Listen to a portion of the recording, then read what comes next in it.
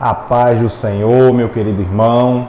Estamos dando início a mais uma videoaula das lições bíblicas de adulto da CPAD, nesse quarto trimestre de 2022, onde estamos estudando nas lições de adultos a revista que tem o tema Justiça Divina, a preparação do povo de Deus para os últimos dias no livro de Ezequiel. Então estamos estudando nesse trimestre o livro do profeta Ezequiel. Hoje já estaremos estudando a lição de número 4, lição que será dada nas escolas bíblicas dominical nas igrejas no dia 23 de outubro de 2022 e tem o título Quando se vai a glória de Deus. Estamos estudando de forma sequenciada o livro de Ezequiel. Vimos na primeira aula como ele é dividido. Se você perdeu alguma das aulas, não se preocupe, nós temos aqui no canal uma playlist com todas as aulas gravadas, inclusive aulas de lições de revistas passadas, onde os irmãos podem também estar aí aprendendo diversos tipos de assuntos. Fica gravado, a gente coloca aí, você entra lá nas playlists, na playlist do quarto trimestre do ano 2022, as 3 primeiras aulas estão lá gravadas. Quem perdeu alguma delas e desejar assistir, é importante que assista. Talvez o irmão esteja acompanhando, indo para a igreja apenas e chegou aqui no canal, pode estar assistindo ali alguma aula que eventualmente tenha perdido, para que o entendimento do livro de Ezequiel não seja comprometido, já que a gente está estudando de forma sequenciada, e se perder algumas dessas aulas, pode haver aí um comprometimento no entendimento do livro. Então a gente viu na primeira aula, na primeira lição que estudamos, como é que o livro está dividido. E vimos que há diversos temas dentro do livro de Ezequiel. E todos esses temas estão sendo estudados nas lições desse trimestre. E a gente vai de forma expositiva, pegando aí alguns versículos de cada um dos capítulos que vão sendo estudados no decorrer das aulas, e a gente vai expondo esse tema dentro de cada lição. Dentro de cada lição o tema ele é exposto de acordo com alguns versículos que a gente vai separando. O autor ele coloca alguns aqui na lição, outros a gente traz também aqui no decorrer da aula, se a gente achar importante citar também esses versículos. Então, aqui o textuário, hoje a gente vai estar estudando os capítulos 9 a 11.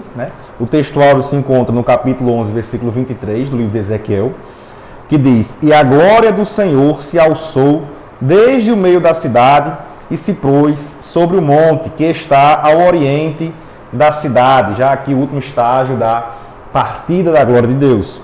E na verdade prática, Deus abandona o templo e retira a sua glória por causa das abominações do povo. Então a gente viu ali na aula passada que Ezequiel ele iniciou essa segunda visão dada ali por Deus. A primeira visão que ele tinha tido foi a visão lá nos primeiros capítulos, onde ele viu a glória de Deus. E aqui nessa visão ele inicia vendo as abominações que estavam sendo cometidas pelo povo, tanto na cidade como, no caso da visão dele, que ele estava tendo, em especial no templo, o que era pior. Porque o templo, sendo a casa de Deus, o povo estava cometendo aqueles pecados dentro da casa de Deus. Imagina só, você tem raiva de alguma coisa, a pessoa, além de fazer fora da sua vista, vem fazer dentro da sua casa. Então aquelas coisas elas eram abomináveis aos olhos de Deus. E além das pessoas cometerem fora do templo, eles cometiam dentro do templo, que era a casa de Deus. Então eles iam cometendo essas abominações, e a gente viu na aula passada que essas abominações, a prática dessas abominações, era uma das causas de Deus estar abandonando o templo e retirando dali a sua glória. E a retirada da glória de Deus do templo significa que Deus deixou de proteger Jerusalém, que Deus deixou de proteger o templo e a cidade. Isso implicava em uma vulnerabilidade agora da cidade, do templo, em relação ali aos inimigos que estavam vindo para destruí-los. Então o templo se tornou vulnerável. E aí o que a gente observa, na verdade, é que após iniciar o cativeiro babilônico, né, após a primeira leva, na qual Ezequiel também tinha ido, já estava, né, o profeta, como a gente viu, o profeta Ezequiel, ele já estava lá na Babilônia, inclusive ao ser levado nessa visão a Jerusalém, ele foi levado em visões, como nós vimos na aula passada, não estava fisicamente lá, ele foi levado em visões, então ele estava lá na Babilônia, fisicamente, e ali, após iniciar o cativeiro babilônico, a gente vê que, na verdade, o povo continuou praticando essas abominações. As abominações foi a causa de haver o cativeiro babilônico.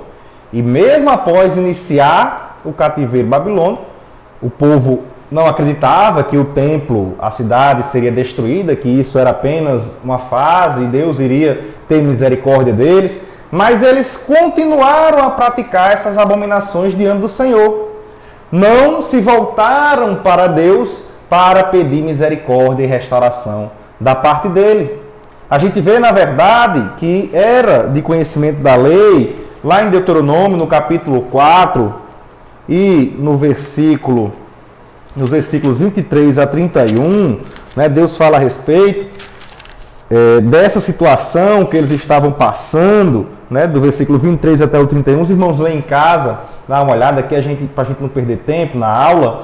E Deus, ele fala a respeito dessa situação, que se eles adorassem a outros deuses, eles iriam passar por essa situação, ser espalhado entre os povos, mas se eles buscassem a Deus, se voltassem para Deus, falassem ali com o Senhor, né, buscassem ter novamente uma comunhão com Deus, Deus iria ser misericordioso com eles, como ele fala no versículo 31. É uma promessa de Deus para o povo de Israel. Estava lá na lei, Deuteronômio 4, 31.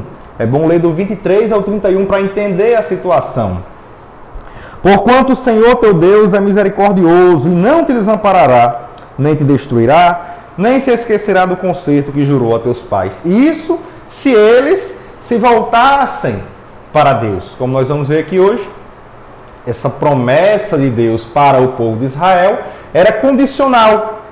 Era condicionada ao posicionamento das pessoas diante de Deus. Se eles se voltassem para Deus, Deus seria misericordioso deles. Mesmo eles tendo pecado ali contra ele. Mas como as pessoas não se voltaram, apesar de estarem passando por toda essa situação, continuaram rebeldes ali diante do Senhor. Então aqui a gente vê, hoje nós vamos estudar dos capítulos 9 a 11, na lição passada a gente estudou o capítulo 8, que é onde Ezequiel viu ali as abominações que estavam sendo praticadas no templo. Em 4 cenas ele vê 4 tipos ali de abominações que eram praticadas dentro do templo do Senhor, cada uma pior do que a outra, né? Até a última abominação, que é onde eles estavam ali adorando o sol. E a gente vê que dos capítulos 9 a 11 dá continuidade a essa visão, né? Ezequiel ainda estava tendo essa visão, apenas no final do capítulo 11, a gente vê no versículo 24 que Ezequiel é levado ali de volta, né, até a Caldeia, até o cativeiro, né, até a Babilônia. Então a gente vê aqui, inclusive está na leitura bíblica em classe, né, o autor colocou aqui alguns versículos do capítulo 9, do capítulo 10 e do capítulo 11, para explicar, né, como é que ocorre essa saída da presença de Deus de Jerusalém, né? No capítulo 9 ele pega o versículo 3, no capítulo 10 os versículos 4, 18 e 19, e no capítulo 11 dos versículos 22 até o versículo de número 25. Então a gente vê aqui que nesses capítulos Ezequiel ele vai mostrar tanto a destruição do templo e da cidade de Jerusalém, né? O juízo de Deus que haveria de vir sobre a cidade, já justificado no capítulo anterior, né, pela violação da santidade do templo por meio da idolatria praticada pelo povo. E também nós vemos aqui, além da destruição, a retirada da glória de Deus, a retirada da glória do Senhor da cidade de Jerusalém. Isso ocorre em estágios. A gente vai ver aqui no tópico 2 os 4 estágios do deslocamento, né, da saída da glória de Deus do templo e da cidade de Jerusalém. E a gente vê que em meio a essas mensagens, né, tanto a destruição, a mensagem da destruição, como a mensagem da retirada da glória de Deus, há também, como por exemplo no capítulo 9, Deus falando que há um remanescente fiel. E esse será preservado da destruição. Inclusive, Deus fala ali a um homem vestido de linho, né, que fosse marcar a testa dessas pessoas que ainda eram fiéis a Ele, né? Então faz ali uma marca, né, para que eles sejam preservados. Esses eram os remanescentes fiéis, que seriam poupados da destruição. E também nós vemos, como por exemplo também no capítulo 11, nos versículos 14 ao 21, ali uma mensagem de esperança para o povo. Mesmo ali após o juízo que haveria de vir sobre o templo e a cidade de Jerusalém, havia uma mensagem de esperança para o povo, pois Deus disse que ele seria ali, por um momento, o santuário daquelas pessoas. Ali já inicia um pensamento, né, para o povo de Israel de que o templo físico não seria uma evidência da presença de Deus no meio do seu povo, né? Deus mostra que ali ele não estava restrito, a sua presença não estava restrita a um templo físico.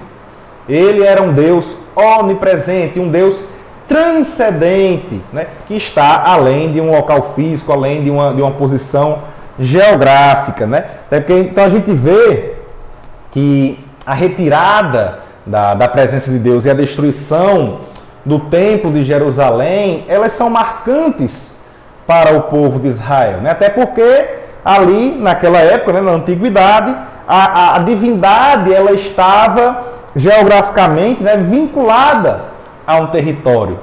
Então Deus mostra através dessa atitude, né, depois ali falando no capítulo 11, que ele seria o santuário de Deus mesmo em outra terra, né? Deus estaria ali presente, e realmente a gente vê, por exemplo, no livro de Daniel, Deus agindo ali na Babilônia, mostrando que ele é o Deus, Senhor da história, o Senhor do universo, né? Que só ele é Deus, só há um Deus, e ele é o Deus verdadeiro, e ali ele mostra aquilo dentro da própria Babilônia. Não estava, então, Deus restrito a um local geográfico, mas para aquelas pessoas ali naquele momento, aquilo ali era um pesadelo, porque se a terra estava sendo destruída, é como se Deus estivesse sendo ali apagado, porque para eles o Deus estava vinculado ao território, né? Outro ponto marcante aí da destruição do templo, né, e da cidade, e a retirada da presença de Deus, é que a existência do templo, né, o templo está ali, aquele local físico, para eles era o que marcava a presença de Deus. Então, se o templo estava sendo destruído, a presença de Deus não existia mais. Na verdade, estava vinculado ao fato da presença de Deus realmente estar ali. E quando ela sai, quando sai a presença de Deus, ali aquele local se torna vulnerável à destruição. A gente vê também que isso mostrava, né, era marcante, porque forçava o povo a pensar que havia ali havido uma quebra no pacto de Deus e Israel. E era algo que não havia acontecido, né? A gente vai ver aqui que havia ali um remanescente que haveria de ser poupado ainda, né? Aquelas pessoas estavam sendo destruídas, estavam sendo mortas, mas não porque eram fiéis a Deus, não porque estavam ali sendo julgadas, o juízo divino não tinha vindo sem nenhum motivo. Havia um motivo, e um motivo justo, para que houvesse ali a aplicação do juízo divino sobre aquelas pessoas. Deus não estava agindo ali de forma aleatória. Não, eu vou destruir esse povo aqui porque eu quero. Não, havia uma justificativa. Deus mostrou as causas de estar aplicando o seu juízo, a sua justiça divina sobre o povo de Judá. Era também marcante porque impactava isso ali, o próprio Ezequiel era, né, um sacerdote, impactava a identidade sacerdotal. Porque o que seria do sacerdote sem o templo? Se era onde ele trabalhava, era onde ele agia, dentro do templo. Então o que seria do sacerdote sem o templo? Impactava diretamente ali na identidade sacerdotal. Talvez isso tenha mexido também com Ezequiel, ter visto o templo sendo destruído, né? local onde ele haveria de estar. Ele estava ali na Babilônia, mas se ele estivesse em Jerusalém, estaria no templo, né, ministrando diante do Senhor. E aquilo ali também representava o fim da soberania da nação de Israel, né? Como mais na frente, né? Depois também ali no ano 70, quando o templo foi destruído, houve a diáspora, né? Do povo de Judá, né? Dos judeus, houve a diáspora deles espalhados aí pelo mundo, até que ali no século XX, eles, na década de 1940, eles voltaram para o território de Israel, né, onde Israel foi considerado ali como uma nação soberana, né, um Estado de Israel foi criado, né? Então ali eles voltaram a ser uma nação soberana. Eles tinham também deixado de ser nesse caso aqui, quando houve ali a destruição do templo e da cidade de Jerusalém. Então aqui na aula de hoje nós vamos ver no tópico 1 a respeito da glória de Deus. No tópico 2 nós estaremos vendo a respeito dos estágios, né, da saída da glória de Deus, a retirada da glória de Deus. No tópico 3 nós estaremos vendo a respeito do segundo templo, o templo que foi construído depois no lugar desse outro, inicialmente ali o templo de Zorobabel, né, depois reformado por Herodes. Esse foi o templo que Jesus entrou, né, foi no templo reformado por Herodes. E no quarto e último tópico, são 4 tópicos na lição de hoje, nós estaremos vendo a relação de Jesus com o templo, mostrando que Jesus substitui o templo. Por que Jesus substitui o templo? Porque o templo não é mais necessário. Por que hoje Jesus substitui para nós, como cristãos, o templo que havia ali em Jerusalém? Mostrando ali, né? Como é que os pecados agora serão perdoados, já que os pecados eles eram perdoados através dos sacrifícios feitos no templo? Como é que eu vou estar diante da presença de Deus, se a presença de Deus estava ali no templo? Então a gente vai ver aqui isso também no quarto tópico da lição. Então aqui no tópico 1, nós vemos, né, que o autor ele fala a respeito da glória de Deus. E a primeira pergunta é: o que é a glória de Deus? Nós vemos aqui que ele utiliza a expressão kavod, né? Tanto essa palavra em hebraico, kavod, ela pode ter um sentido literal, né? Como ele fala aqui, um sentido literal, ou um sentido figurado. O sentido literal, ela significa peso, né? Vem de uma raiz, né? Kavad, kaved, e significa peso. A expressão kavod, no sentido literal, né? Aparece 2 vezes aí no Antigo Testamento com esse sentido de peso, mas no sentido figurado, né, que é onde há aí um bom sentido na palavra kavod, ela significa glória, né, honra, algo glorioso, um resplendor, né, e indica justamente aí a expressão, né, kavod Elohim, indica a glória do Senhor e mostrando aí, né, como uma glória, né, um resplendor que há pela presença de Deus. Então a presença de Deus em um local resplandece. Então a glória do Senhor, Kavod Elohim, mostra ali o resplendor da glória de Deus, da presença de Deus naquele lugar, né? Esse é o Kavod Elohim. É o resplendor da presença do Senhor. É a glória do Senhor. Aqui o autor também ele mostra, né, que a palavra Shekinah, né, no português a gente costuma até aportuguesar já a palavra, né, como Shekinah, né, mas em hebraico seria Shekinah, né, Shekinah. E aí a gente vê ela portuguesada, né, Shekinah. Aqui o autor traz até, né, nessa sessão aqui, os irmãos que têm aí a revista podem acompanhar, ampliando o conhecimento, né? Ele fala um pouco aqui a respeito dessa palavra Shekinah, que não está presente na Bíblia. Então, aqueles desavisados talvez pensem que a expressão que está lá no livro de Ezequiel é a Shekinah, né? Ela é a Shekinah. Não, ali não é, Kavod, né? Que é a expressão utilizada para glória no Antigo Testamento. E nós vemos que a palavra Shekinah ela está presente no Talmud. É o Talmud que era ali uma interpretação do Antigo Testamento, bem aceito, né, no meio judaico, né, entre o povo judeu. Né? Então a Shekinah ela não está presente na Bíblia, né? Então a palavra utilizada não é Shekinah, é Kavod, né? Kavod Elohim, né? A glória do Senhor, né? Então a gente vê aqui que essa glória de Deus, né? A glória do Senhor no templo, ela indicava que Deus estava presente naquele lugar, até porque a glória ela era o resplendor da presença de Deus. Então, se Deus estava presente naquele lugar, a sua glória, né, resplandecia naquele lugar. Isso era a glória do Senhor, né? A glória do Senhor é o resplendor da sua presença, mostra que Ele está naquele lugar. E quando foi que a glória do Senhor se manifestou, né? O autor também ele mostra aqui, né? No tópico 1, ele fala que ela se manifestou ali inicialmente no dia da dedicação do tabernáculo, né? Como Moisés fala, Deus fala ali para Moisés, em Êxodo 25:8, que ele habitaria no meio deles. Essa era a vontade de Deus. A vontade de Deus, desde o início, desde a criação do homem, é de ter comunhão com Ele. Você vê que Deus descia ali no jardim para ter comunhão com Adão. Deus ia ter com ele. Então você vê que a vontade de Deus é ter comunhão com o homem. Então a criação ali do tabernáculo, depois também agora Deus se manifestou no templo. Então a gente vê, por exemplo, em Êxodo 40, nos versículos 34 a 37. Aí os irmãos vão verificando essas passagens aí. Não dá para a gente ler aqui, porque senão o vídeo fica muito longo, se a gente for ler todas as passagens.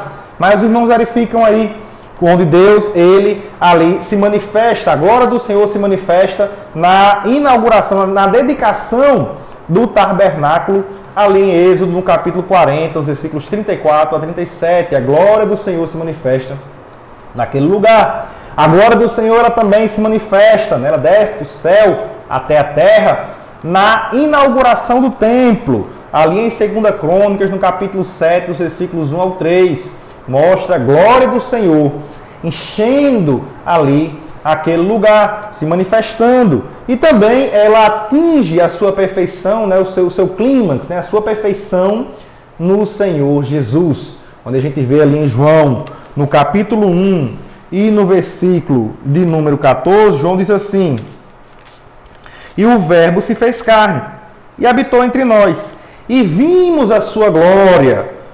Que glória era essa? Como a glória do unigênito do Pai, cheio de graça e de verdade. Essa era a glória que o Senhor Jesus tinha, né? A glória como a glória do Pai. Então essa glória se manifestou entre nós perfeitamente na pessoa do Senhor Jesus Cristo. E outra questão aqui que o autor aborda no tópico 1 é se a presença de Deus no templo, né? A presença de Deus ali que manifestava a sua glória, o seu resplendor no templo, ela era condicional ou incondicional. E a gente vê, na verdade, lá em 2 Crônicas, no capítulo 7, dos versículos 17 ao 22, por virtude ali da inauguração do templo, Deus ele fala para Salomão, e ele diz, se, e ele começa até antes, né? Ali ele dizendo, se o meu povo que se chama pelo meu nome se humilhar e orar. E ele utiliza outras expressões também ali. Se nós abrimos aqui em segundo livro de Crônicas, no capítulo de número 7, e aí nos versículos 17 até o versículo 22, a gente vê quando ele diz, né, e quanto a ti, se andares diante de mim, como mandou Davi teu pai, fizeres conforme tudo que ordenei, guardares os estatutos, mandamentos e juízes. Então aqui ele fala, vai continuando com o que ele vai fazer, né? Porém, se vós vos desviardes e deixardes os meus estatutos, e aí ele fala toda essa situação. Então você vê que Deus, ele havia consagrado ali aquele lugar, seria o lugar em que ele iria manifestar a sua presença, manifestar a sua glória ali naquele lugar, mas se o povo não o buscasse, ele iria ali acabar com aquele lugar. E as pessoas que vissem, eles diziam, vixe, o Senhor largou esse lugar, mas com justificativa, né? Ele só iria se manter presente se o povo estivesse sendo fiel a ele, não estivesse ali o desonrando, né? Ferindo a sua santidade. E foi o que o povo de Israel fez. O povo de Israel feriu a santidade de Deus e a presença de Deus se afastou ali do templo. Então, a presença de Deus no templo, a glória, a manifestação da glória de Deus no templo era condicional. Parecia que o povo de Israel havia se esquecido desse detalhe, né? E ali cometeram diversas abominações e fizeram com que a presença de Deus se afastasse daquele lugar. E aqui no segundo tópico o autor fala a respeito da retirada dessa presença de Deus, do afastamento dessa presença de Deus. E aqui ele nos mostra que aconteceu em alguns estágios, né? Ele mostra 4 estágios do deslocamento, né? Da saída ali, da retirada da presença de Deus do templo de Jerusalém. O primeiro estágio que ele mostra é ele falando aqui que a glória se levantou do templo, se levantou do querubim sobre a arca da aliança. A gente vê aqui que isso ocorre no versículo 3 do capítulo 9, né, que diz: e a glória do Deus de Israel se levantou do querubim sobre o qual estava até a entrada da casa, né? Esse é o primeiro estágio ali do deslocamento, da saída, da retirada da presença de Deus do templo, né? Que é quando a glória de Deus se levanta e vai até a entrada da casa, né? No caso aqui, Deus estava falando ainda para ali os homens que estavam, os guardiões ali, né? Ele fala no versículo 3, né? Havia um homem vestido de linho, 6 outros homens, né? Que iriam aplicar o juízo na cidade de Jerusalém, né? Começando ali pelo santuário, né? E o homem vestido de linho que iria marcar as pessoas, aquele remanescente fiel. Então a gente vê que esse é o primeiro estágio ali, né? Do afastamento da glória de Deus, né? E também no versículo 4 do capítulo 10, quando ele diz, né? Então se levantou a glória do Senhor de sobre o querubim para a entrada da casa, e encheu-se a casa de uma nuvem, e o átrio se encheu do resplendor da glória do Senhor. Então nós vemos aqui, né? O autor faz até a pergunta, né? Será que esse querubim era o querubim que ele tinha visto lá no capítulo 1, ou era uma referência aos 2 querubins que estavam sobre o propiciatório da Arca da Aliança? A Arca da Aliança, ela ficava dentro do lugar santíssimo, ali dentro do templo, né? No lugar santíssimo, onde estava a arca, e os 2 querubins estavam em cima do propiciatório. O propiciatório era a tampa da Arca da Aliança, e tinha 2 querubins ali, um de frente para o outro, com as asas apontando para o outro, e ali a gente vê que a glória de Deus havia subido, né? Então fica essa dúvida, né, assim, mas aqui o que interessa não é se estava se referindo a esses 2 querubins que estavam no propiciatório da arca, ou se era algum querubim que ele tinha visto ali, se era o querubim que ele tinha visto na primeira visão, né? Aqui o que importa é que a glória de Deus, a presença de Deus estava se retirando ali do templo, né? Havia saído daquele lugar e havia ido até a porta ali do templo, né? A porta da casa, como ele diz, a porta do templo, que está também aqui no versículo 4 do capítulo 10, né? E quando chega ali no capítulo 4, versículo 10, ele diz: encheu-se a casa de uma nuvem, né? E o átrio encheu-se do resplendor da glória do Senhor, né? Ele fala aqui a respeito dessa nuvem, no ponto 1 aqui do tópico 2, o autor fala desse querubim, também dessa nuvem. Essa nuvem é a nuvem que está ali associada à presença de Deus. É aquela nuvem que estava com Israel na peregrinação do deserto, como está lá em Êxodo 13, 21. Também essa nuvem esteve presente ali no tabernáculo, lá em Êxodo, no capítulo 33, dos versículos 7 a 10. Quando a nuvem desceu ali no tabernáculo e Deus falava com Moisés, enquanto o povo estava ali ao redor do tabernáculo, né? Deus falando com Moisés, desce ali a glória de Deus por meio daquela nuvem, mostrando que Deus estava ali no meio do povo. E também essa nuvem se manifesta ali no templo, né? Lá em 1 Reis, capítulo 8, versículos 10 e 11, né?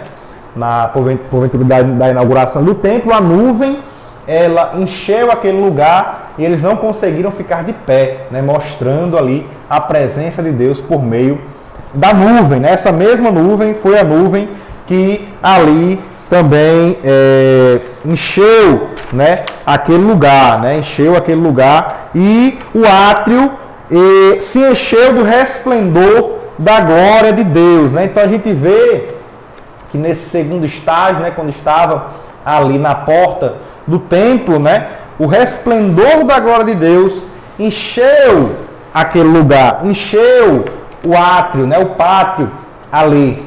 Então, da mesma forma como quando Deus mostrou ali a sua glória a Moisés, né? Moisés pediu para ver a Deus, Deus mostrou ali as suas costas, a glória, e o rosto de Moisés ficou brilhando, né? Da mesma forma, quando a glória, aquela nuvem, foi até aquele lugar, né? E a glória de Deus resplandeceu ali no pátio, todo o pátio resplandeceu, né? Essa é a presença de Deus, né? Ela resplandece ali no lugar, né? Todo o pátio foi cheio da glória de Deus, né? Mostrando o poder de Deus ali naquele lugar, né? Então a gente vê que nesse primeiro estágio, se considerando que esses querubins eram os querubins, por exemplo, do propiciatório, e a glória de Deus inicialmente se levanta ali, vai até a porta do templo, né? Ela se levanta do propiciatório, acima dos querubins, vai até a porta do templo ali no segundo estágio, né? Então ela fica ali na porta do templo, onde a glória de Deus resplandece no átrio, né? E aqui a gente vê em seguida, né, que é o terceiro ponto, né,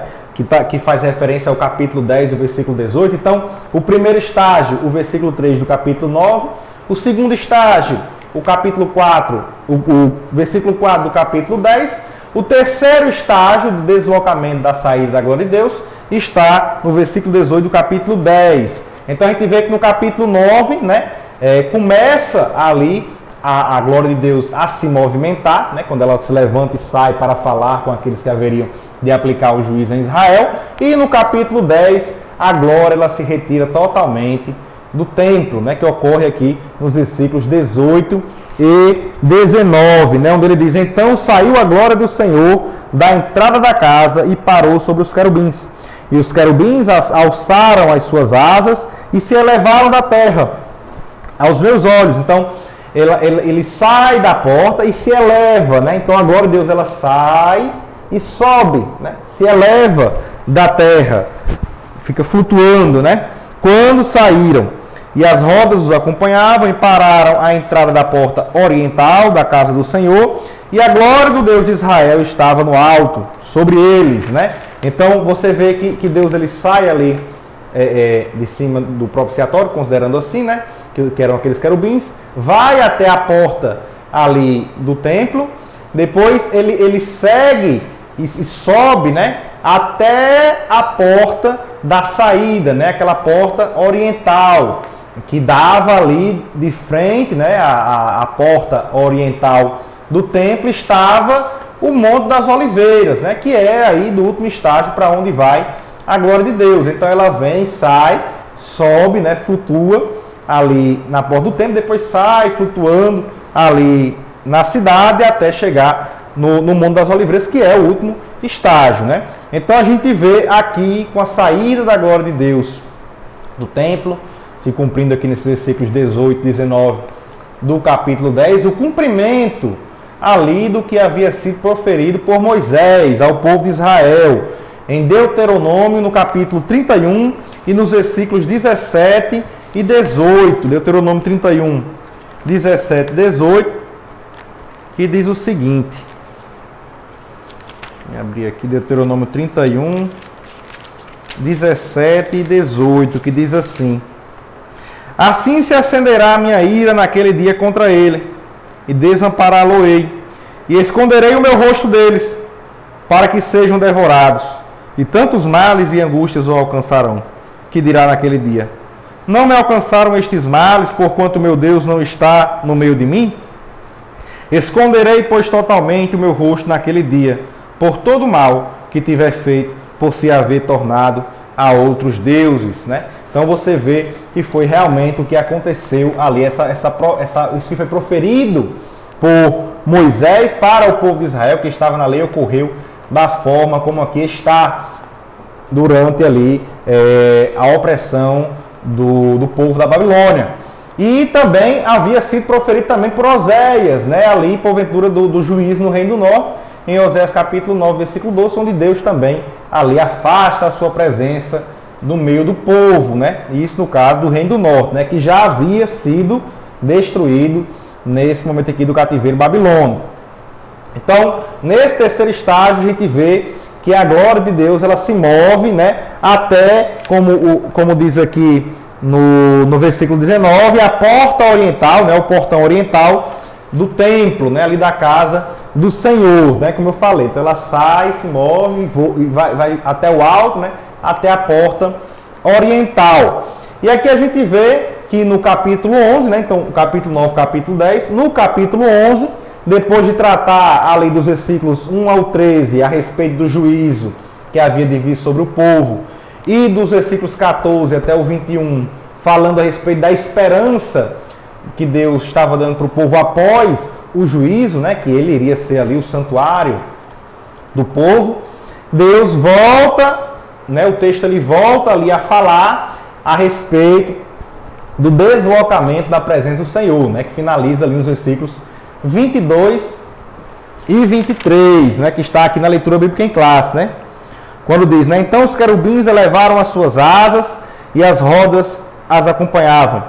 E a glória do Deus de Israel estava no alto sobre eles.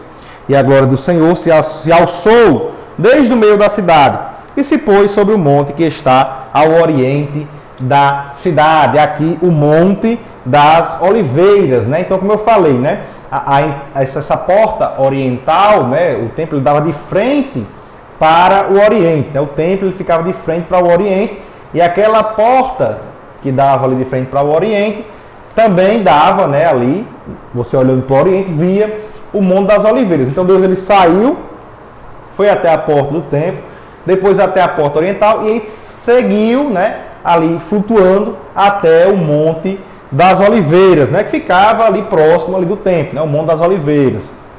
E Deus seguiu até ali nesse quarto estágio do deslocamento da sua glória, né? O autor ele fala disso daqui no ponto 3 do tópico 2 da lição, né? E como ele diz, dali só retornará no templo do milênio, né? No templo milenar, né? Como tem ali Ezequiel no capítulo 44, a gente vai estudar isso daqui ainda nas próximas lições, né? Mais para o final, no capítulo 44, no versículo 2 até o 4, né? Que é o retorno da glória de Deus. Isso daí é algo escatológico, né? Algo futuro que acontecerá no milênio, né? E vai acontecer juntamente com a volta do Senhor Jesus Cristo, que inclusive ascendeu aos céus no Monte das Oliveiras, né? Ele subiu no Monte das Oliveiras e voltará também ali, trazendo a glória do Senhor, que será ali manifesta novamente no templo durante o milênio, né? Então a gente vê que durante esse deslocamento da glória de Deus, que é mostrado aqui nos capítulos 9 a 11, né? Entre esses capítulos 9 a 11, quando ele vai falando a respeito do processo da saída da glória do Senhor do templo e da cidade de Jerusalém, né? A cidade ela ficou ali vulnerável, né? Com a saída de Deus, e houve ali a aplicação do juízo, né? E veio então o sofrimento sobre o povo, um sofrimento, né? Que foi ali potencializado com a crueldade dos babilônios, né? Durante a invasão. Eles que inclusive, né? Devido a essa crueldade, que a gente vê, por exemplo, aí em 2 Crônicas, no capítulo 36, nos versículos 17 a 20. Também lá em Jeremias, no capítulo 52, os versículos 10 e 11.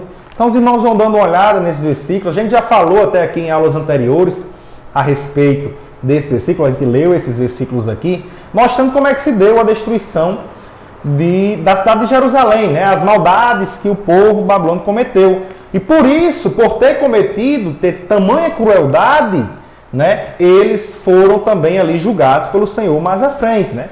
Deus, a gente falou isso na lição, se não falei a memória, na lição número 2, né, a respeito do julgamento também da Babilônia, né, ali de Nabucodonosor, né, quando Deus havia falado a respeito do fim que haveria de vir, veio o juízo através do povo da Babilônia, mas como eles exageraram ali no juízo, né, subiu um orgulho ali em Nabucodonosor, eles foram também punidos por terem agido dessa forma, né? E a gente vê que apesar do povo estar sendo subjugado, né, passando por esse julgamento, esse juízo, eles ainda demonstravam ali uma certa incredulidade para com Deus. Como a gente vê no versículo 9 do capítulo 9, onde diz assim: então me disse, a maldade da casa de Israel e de Judá é grandíssima, e a terra se encheu de sangue, e a cidade se encheu de perversidade. Aí Deus diz, eles dizem, o Senhor deixou a terra, o Senhor não vê. É a mesma coisa que tinha dito, a gente viu isso na aula passada, no versículo 12 do capítulo 8, quando eles disseram, né, o Senhor não nos vê, o Senhor abandonou a terra. Isso de forma invertida, né, mas dizendo ali a mesma coisa, que Deus os havia abandonado, que Deus não estava vendo eles. Então ali eles agiam da forma, né, esse era um pensamento que afrontava a Deus.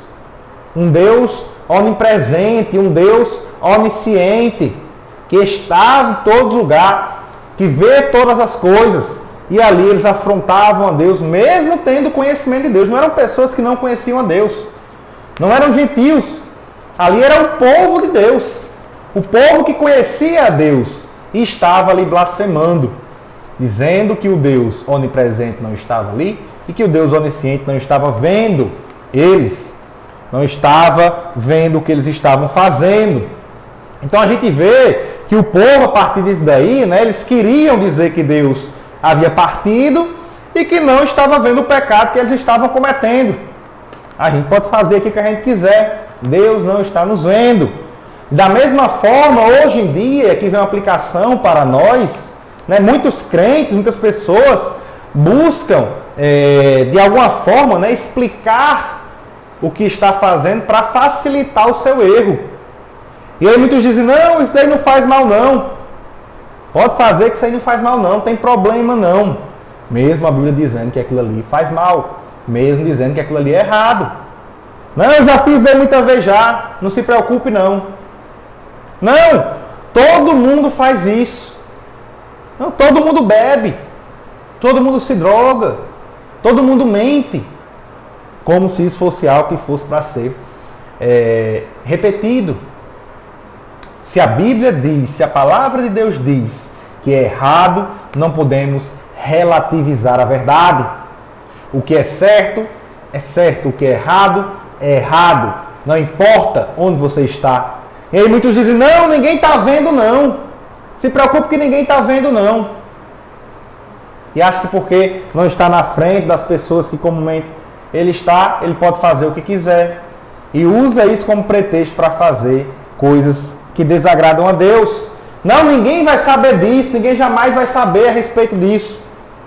E essas são algumas das tentativas de explicar ali a facilidade, né, de errar. Tentando facilitar o pecado. E a pergunta é, você já tentou, de alguma forma, facilitar o seu pecado? Facilitar o erro? Devemos tomar muito cuidado para que esse impulso não tome conta de nós. Porque muitas vezes a pessoa está em algum canto e aí ela diz, rapaz, ninguém está me vendo aqui, eu posso fazer o que eu quiser. E vai e peca contra Deus. Então justificar o pecado pode até tornar mais fácil cometê-lo. Mas não vai influenciar na consequência do erro. Nós somos livres para escolher aquilo que fazemos. Podemos escolher. Podemos facilitar a prática do pecado através dessas explicações. Não, ninguém está vendo. Não, todo mundo está fazendo isso, eu vou fazer também. Mas não pode justificar com essas explicações a punição do pecado. Devemos tomar cuidado com isso. E outra lição que a gente aprende aqui é que Deus, ele pode sim se afastar daqueles que pecam deliberadamente contra ele. Mesmo que essas pessoas se considerem povo de Deus. Não, eu sou povo de Deus. mas Deus se afasta daqueles que mesmo outrora estavam ali diante dele, se estão agora pecando deliberadamente contra Deus. É como João, na primeira epístola, ele fala a respeito daqueles que nasceram de novo, né? E ele diz que qualquer que é nascido de Deus não comete pecado, não vive na prática do pecado, porque a sua semente permanece nele e não pode pecar, porque é nascido de Deus. Ele fala aqui no sentido de que, até porque ele fala na própria epístola, né, que nós podemos pecar, pode ser que ocorra da gente pecar. Ele escreve para que a gente não peque, mas pode ocorrer da gente pecar. Mas nós não buscamos pecar. Nós não incitamos, né? Não ficamos buscando argumentos para pecar. Nós temos aversão ao pecado. Aquele que nasceu de novo, ele tem aversão ao pecado. Ele não busca estar pecando diante de Deus. Devemos entender que não podemos pecar de forma deliberada com Deus, até porque o pecado, como diz Isaías 59, versículo 2, é o que nos afasta de Deus. A pergunta é, se não é o pecado que nos afasta de Deus, é o quê? E tem muitas pessoas dizendo aí, não, o pecado, ele não esconde a marca de Jesus que está em você, não. O pecado, ele não vai afetar a sua comunhão com Deus. Se não é o pecado, é o quê? O pecado, ele afeta a nossa comunhão com Deus. Foi isso que aconteceu com o povo de Israel. É isso que acontece com o povo de Deus, a igreja hoje, se a igreja pecar contra Deus.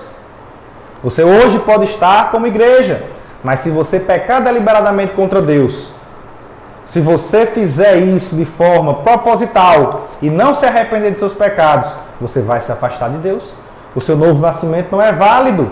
Você não está tendo aversão ao pecado, se você está pecando de forma proposital, deliberada contra Deus. Então precisamos ter cuidado para que a presença de Deus não se afaste das nossas vidas. E como é que a gente pode, então, irmãos, manter a presença de Deus em nossas vidas? Como é que a gente pode manter a presença de Deus em nosso meio? Devemos nos santificar. Devemos nos afastar do pecado. Deus diz, sede santos, porque eu, Senhor, sou santo. Ele diz isso tanto para o povo de Israel, havia dito isso para o povo de Israel, como ele diz para a sua igreja hoje. Esse é um mandamento que Deus dá tanto para Israel como para a sua igreja. Que se santifiquem. Se santificar é fugir do pecado, é se aproximar de Deus. Outra forma também de manter a presença de Deus é buscar ser cheio do Espírito Santo. Buscar o poder do Espírito Santo, estar cheio da presença do Espírito Santo para nos fortalecer. Como muitos dizem, né, buscar estar com o azeite cheio, né, estar cheio ali, preenchido com azeite, transbordando, para que não nos falte. Simboliza a presença do Espírito Santo. Andar no Espírito é importante. Se nós andamos no Espírito, desenvolvemos o fruto do Espírito dentro de nós. O fruto do Espírito mostra ali, se nós vemos em Gálatas, no capítulo número 5, ali, o fruto do Espírito, que é desenvolvido dentro daqueles que andam no Espírito e não cumprem as obras da carne.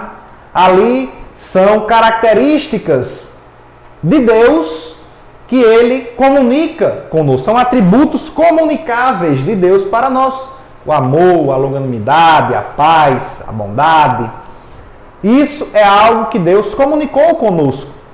Então, quando o fruto do Espírito é gerado dentro de nós, significa que nós estamos andando em Espírito, que estamos na presença de Deus, nós ficamos cada vez mais parecidos com Ele, parecidos com o Senhor Jesus. Se somos cristãos, devemos andar como Ele andou, devemos ser parecidos com Cristo.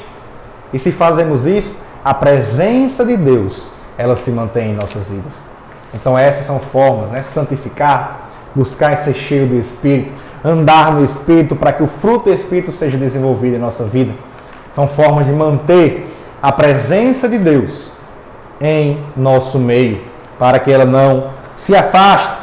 E aqui no tópico 3, o autor ele fala a respeito do segundo templo, né? Ele mostra aqui que Ciro, durante o decreto de libertação do povo, ele também inclui ali a restauração do templo, né? Como está ali em Esdras, no capítulo 1, versículos 1 e 2. Esse segundo templo que foi construído, ficou conhecido como o templo de Zorobabel, ele não se comparava ao primeiro templo. Ageu fala isso no capítulo 2, versículo 3. Não se comparava, né, na beleza ali ao primeiro templo que havia. E o pensamento daquele povo, como está ali em Malaquias capítulo 3, versículo 1, era que a glória, a presença de Deus, ela era considerada o retorno, né, da glória de Deus, do retorno da presença, era considerado como algo escatológico. Até porque a presença de Deus ela não havia se manifestado, a glória de Deus não havia se manifestado, como se manifestou na inauguração do tabernáculo e do templo. Na inauguração do segundo templo, a glória de Deus não se manifestou. Então eles tinham ali em mente, aquelas pessoas, de que a glória ela haveria de se manifestar no futuro, no templo ali milenial, que é o que a gente vê, né? Aqui, a gente já viu isso aqui. Então, Herodes, ele realizou, né? Que é por isso o templo de Herodes, né, realizou uma reforma nesse templo, nesse segundo templo, que foi iniciada no ano 15 a.C. e terminou no ano 66 depois de Cristo, aí 81 anos, né, de reforma, ou seja, 66 anos de Cristo, né, 4 anos antes da destruição, né, que foi feita aí, ocorreu no ano 70 depois de Cristo. Então, quando Jesus estava aqui na terra, ele andou no templo, o templo ainda estava na sua reforma, né? E o templo que ele andou foi esse templo de Herodes, né? Foi o templo de Herodes, que após terminar ali, após ser concluído, no ano 66, foi destruído no ano 70, né? E essa profecia que está lá em Ageu, capítulo 2, versículo 9, quando ele diz que a glória desta última casa será maior do que a primeira, Ageu capítulo 2, versículo 9, nós vemos que ela claramente se cumpre no Senhor Jesus. Até porque nós vemos que a glória de Deus não havia se manifestado naquele segundo templo.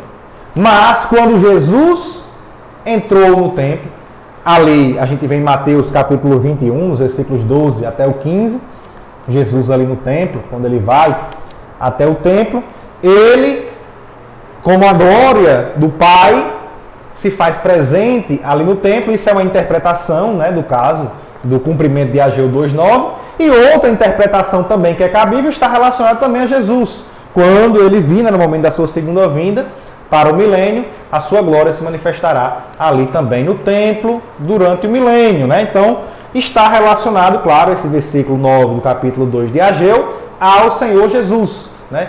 Seja numa interpretação de que se cumpriu quando ele esteve lá no templo ou durante o milênio, né? Nesses dois momentos a glória de Deus se fez presente ali no templo. E aqui no tópico 4, para encerrar a nossa lição, o autor fala dessa relação entre o Senhor Jesus e o templo. E a gente vê que essa segunda casa, esse segundo templo, ele foi substituído definitivamente pelo Senhor Jesus. Nós vemos que Jesus mostrou que era maior do que Salomão, lá em Lucas 11:31, mostrou que era maior do que o templo, em Mateus 12:6, isso está aqui no tópico 4 e no ponto 1. Os irmãos vão lendo aí, acompanhando esses versículos. Mostrou que tinha poder para perdoar, como está lá em Marcos capítulo 2, versículo 5, e também mostrou ter a glória do Pai, lá em João 1,14, né? Então Jesus mostrou aí tudo isso. Então ele estava mostrando que a função do templo estava ali prestes a ser concluída, finalizada. Qual era a função do templo? O templo ele tinha a função, era um lugar ali de perdão. Os sacrifícios para perdão dos pecados eram realizados no templo, pelos sacerdotes. Era também um lugar de comunhão com Deus, porque a presença de Deus estava ali no templo. Então a gente vê que Jesus, ele havia ali mostrado que essa função do templo estava prestes a se completar, porque isso estava presente nele, em Jesus. Então ele anunciou o fim desse segundo templo. O autor traz aqui algumas referências, Mateus 24:2, Marcos 13:2, né? Não ficará pedra sobre pedra que não seja derribada, Lucas 21:6, né? Dias virão em que não deixará pedra sobre pedra que não seja derribada. Jesus anuncia, como Ezequiel havia anunciado e outros profetas, o fim do primeiro templo. Jesus anuncia o final do segundo templo, né? Mostrando que ali haveria de ser substituído por ele mesmo, né? Essa é a explicação. Então a gente vê que desde o sacrifício de Cristo, quando o véu do templo se rasgou de alto a baixo, ali a partir daquele momento o perdão dos pecados estava em Cristo Jesus, não mais em sacrifícios realizados no templo. E ali nós vemos ali que a partir daquele momento Deus não habita mais ali naquele local feito por mão de homem, no templo, como já sabemos que Deus ali como onipresente, né? Mas com a destruição do templo, né, não havia um lugar para se buscar a Deus. Então Deus, ele habita dentro de nós. Como Jesus já havia dito aos seus discípulos em João 14:23, e Paulo reforça em 1 Coríntios 6:19, quando diz que nós somos templo e morada do Espírito Santo de Deus. Deus habita dentro de nós. Ele é transcendente, ele está além de nós, está sobre nós, acima de nós, e também é imanente, ele está dentro de nós. Essa é a transcendência e imanência do Senhor. Então nós vemos aqui na conclusão, né, o autor disse, nós concluímos que em ambos os casos, tanto em Ezequiel como em Jesus, ambas gerações rejeitaram a Deus. No Antigo Testamento, substituíram Deus pelos ídolos e nos evangelhos substituíram a justiça de Deus pela sua própria justiça, né? Onde está lá em Romanos 10:13, não conhecendo a justiça de Deus e procurando estabelecer a sua própria justiça, não se sujeitaram à justiça de Deus, né? Então a gente vê que mesmo conhecendo a lei, o povo de Israel, eles ali passaram a imitar os costumes e as práticas religiosas pagãos das nações vizinhas, né, dos outros povos, mesmo sabendo que isso era algo proibido pela lei dada a Deus, pelos ensinamentos de Deus. E nós vemos que hoje em dia os crentes, né, eles são também tentados aí a imitar os costumes do mundo, aquilo que é tendência lá fora, aquilo que é moda lá fora. Então muitos que estão na igreja sabem o que é o certo, sabem o que deve ser feito, mas por achar que é moda aquilo que está sendo feito lá fora, quer imitar, quer ali substituir a justiça de Deus pela sua própria justiça. Relativizar a verdade. Não podemos relativizar a verdade, não podemos afrouxar o cinto da verdade. Falamos bastante disso aqui na revista do trimestre passado, né? A gente tem que entender que os nossos padrões, os nossos valores, eles não devem ser baseados nas tendências, na moda da sociedade. E os nossos valores, os nossos padrões, devem ser baseados naquilo que é certo diante de Deus, naquilo que a palavra de Deus diz que é certo ou que é errado. É nisso que os nossos padrões devem ser baseados e não nas coisas mundanas da sociedade. Fazendo dessa forma, desse modo, a presença de Deus, ela não vai se afastar das nossas vidas, estará sempre em nosso meio. Na próxima lição, na lição 5, estaremos estudando, o título, né, da próxima lição vai ser Contra os Falsos Profetas. Estaremos estudando a respeito aí dos falsos profetas que havia ali no meio, né, do povo, mesmo ali na Babilônia, no cativeiro, havia uns falsos profetas, né, que profetizavam aquilo para agradar o povo, né, indo contra aquilo que Deus havia falado através de Ezequiel, ali na Babilônia. Então acredito que se você ficou até aqui conosco, você gostou desse vídeo, peço que deixe seu joinha, compartilhe com seus amigos, para que eles também acompanhem essa aula e possam se edificar na palavra de Deus. Se inscreva no nosso canal, eu convido você a se inscrever para receber semanalmente os nossos vídeos. E não se esqueça, neste domingo, participe da Escola Bíblica Dominical. Que Deus abençoe a todos, em nome de Jesus.